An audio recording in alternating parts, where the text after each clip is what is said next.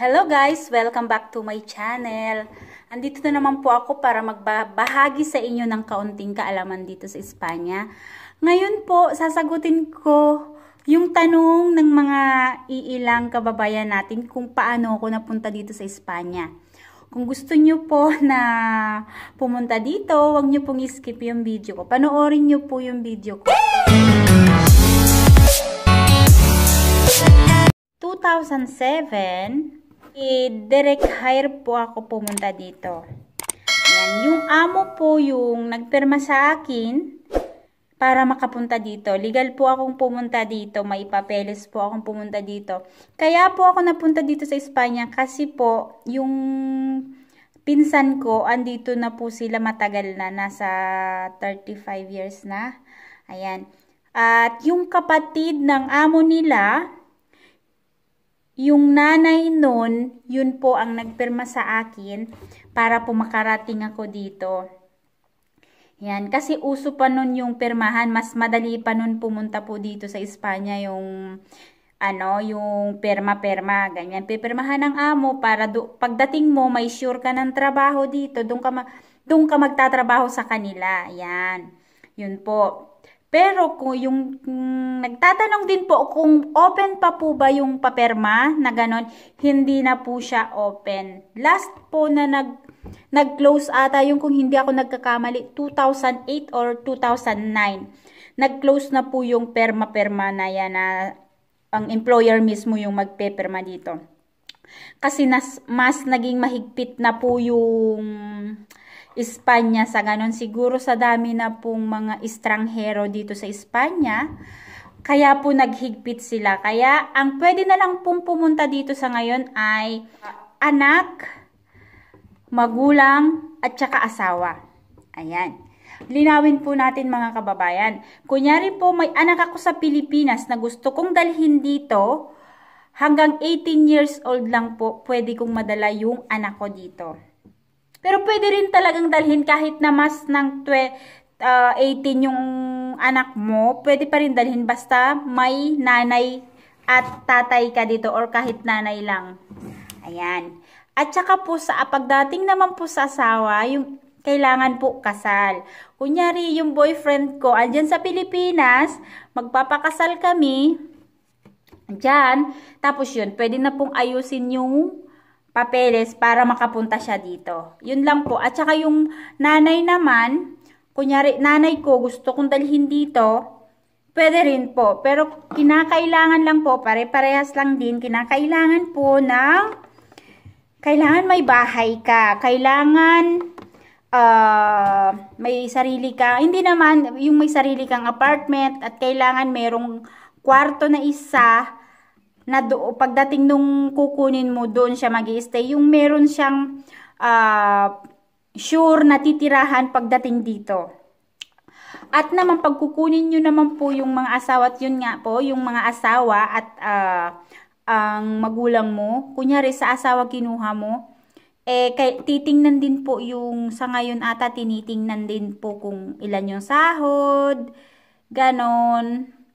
Iaano mo kung ilan yung sahod, kasi kunyari sa magulang mo, pagkukunin mo, syempre cargo mo yun. So kakailangan din yung kung ilan yung sahod mo, ganon, siguro kailangan mong isi-show din yon. At kung kaya mong suportahan yung magulang mo pag sakaling andito na sila, ganon. Ayan. Doon naman po sa yun, sa anak, normal din po yun, parehas din, kailangan may bahay, natitirhan pagdating dito, pare-parehas lang din po yan. Ayan. Sana naman po nasagot ko na yung katanungan ng iba.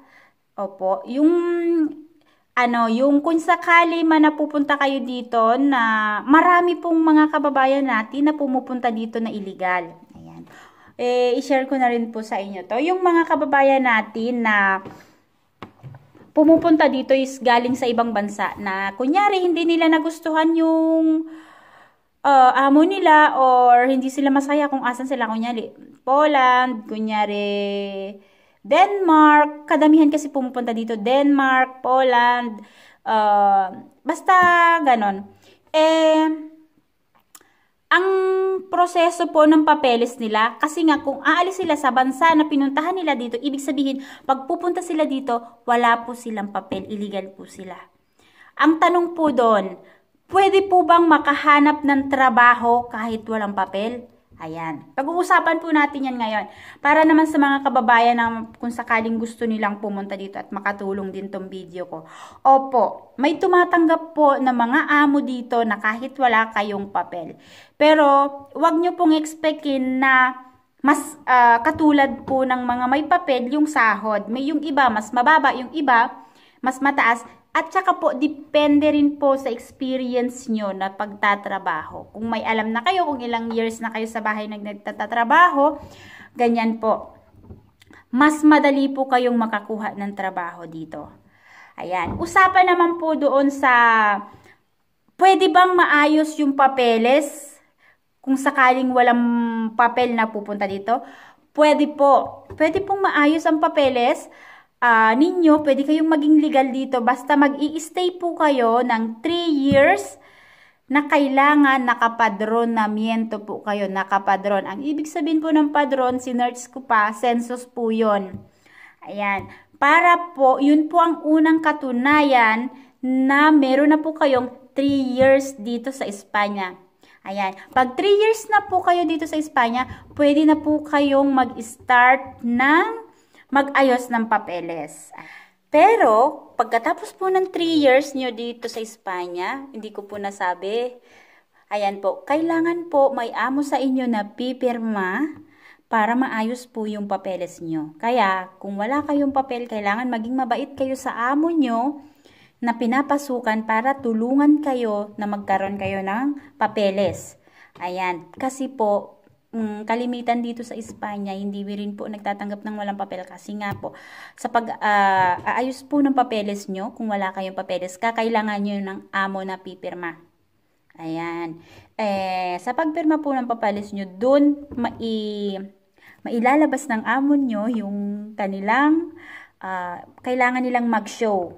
Alam nyo yung ibig sabihin, kunyari, yung pera sa bangko or bahay or basta ganun po. May ilalabas yung amo nyo para para katunayan na pwede kayong makapag-ayos ng papel. Kasi po pag ayaw ng amo nyo na pumayag na ilabas kung ano yung meron sila, hindi naman po lahat, pwedeng isa lang. Kunyari, yung iba pera lang sa bangko siguro.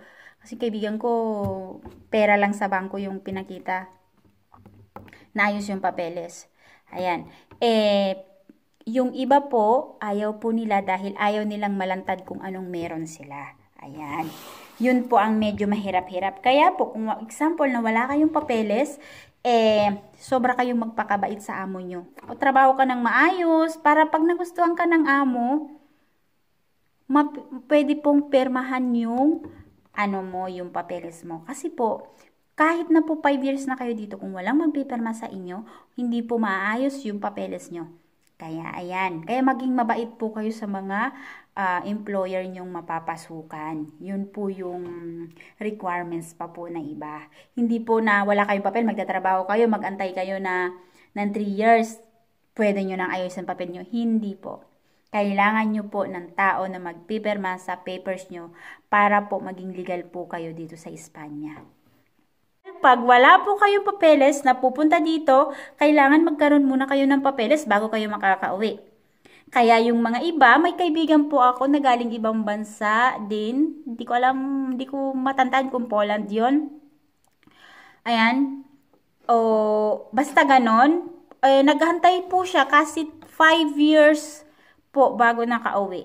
Depende rin po yan sa inyo. Kasi po, kung 3 years aayusin yung papel, sabihin mo na yung 1 year, dun pa rin yung mapoproseso kasi hindi naman, depende po. Yung iba, mas madaling lumalabas yung papeles, pero yung iba po naman mas matagal. Depende po yan. Minsan 6 months, lalabas yung papeles. Siyempre sa 6 months na yan, kailangan mo pang magwewelyas, magtatagmark doon, matagal pa. Tas 45 days pa po, aantayin nyo yung parang ID nyo, saka po kayo pwedeng umuwi sa Pilipinas. Hindi po kasi pwedeng umuwi sa Pilipinas pag wala kayong papel kasi hindi na po kayo pwedeng bumalik. Kaya kung may bala kayo guys na pumunta dito sa Espanya, make sure po na malakas yung loob nyo. Make sure na kailangan nyong kaya nyong maghantay hanggang sa matapos yung proseso ng pag-ayos ng papeles at maraming pasensya. Ayan. Kasi po, syempre, pag mangingibang bansa ka, expectin mo na mas mahirap. Ayan. At saka po, pag wala po kayong papel na pupunta dito, dapat mainam po na mas marami kayong alam na trabaho. Ayan. Kasi po, kung pupunta kayo dito, mag-cross country kayo, example, na wala kayong alam ng trabaho, kahit sa bahay or mag-alaga ng bata, mahihirapan po kayo niyan makakuha. Kasi meron po akong kaibigan na walang papel, is nahirapan din po siyang maghanap noon. Mga 2 months, 3 months, 4 months, yung iba 6 months, 7 months. Depende po yan kasi ang dami pong amo dito na hindi po tumatanggap ng illegal. Kasi po, kunyari, usapan nating walang papel na pupunta dito. Yung amo, kunyari pag nahuli, pwede pong magmulta yung mga employer, yung amo nyo, example. Pwede pong magmulta sila pag nahuli po kayo na walang papel. Kaya medyo talagang mahirap-hirap din po pag walang papel. Pero wag po kayong mawala ng pag-asa kasi maraming mga Pilipina dito na walang papel, nakikipagsapalaran sila. Kasi nga, unang-una, medyo malaki rin yung sahod. At pangalawa, pag nagkaroon ka ng papel at naging legal ka, pwede mong makuha yung asawa mo kung sakaling may asawa ka sa Pilipinas. At kung sakaling may anak ka sa Pilipinas, pag legal ka na, pwede mo pong makuha yon at pwede kayong manirahan dito ng walang problema. At pwede na rin silang maging legal agad dito dahil dahil legal na yung taong pumunta dito na walang papel. Marami pong tao dito nakakilala ko na nagkaroon na ng papel. Pinsan ng tita ko, pumunta dito. Ngayon may papel na matagal, 10 years na po dito. Ayan, yung tiwala lang talaga sa sarili na magkakaroon ng papeles. Ay, isa pa po pala, kung gusto nyo pang pumunta dito sa Espanya, yung tour. Yun. Yung ibang mga kababayan natin, kasi sarado nga yung direct hire na sinasabi, yung iba nagtutour sila. Hindi nyo alam kung magkano ang gastos ng tour, sabihin natin 300 to, yung iba na nabalitaan ko, 3 to 500,000 kasi 500,000. Yung ibang mga kababayan natin sumusugal po sila sa ganon. Pero po ngayon napakahirap kasi meron akong kakilala na nag-ayos ng papel, naglabas na sila ng maraming pera, taga rito, yung kamag-anak nila. Pero po al final po hindi po sila nakapunta dito, hindi po nakapunta yung kapatid niya. Kaya medyo mahirap din po yung tour kasi yung iba po hindi rin po legit. Hindi rin po papalabasin ka lang ng pera tapos at the end hindi po makakapunta dito. Mahirap po magtiwala sa mga tour na yan. Ayan, mas okay pa rin po yung maghantay tayo ng pagkakataon, malay natin pagkatapos ng nito or magbukas ulit yung may pipirma o di pwede ulit kayong pumunta dito. Asawa, anak, tsaka magulang lang ang pwede.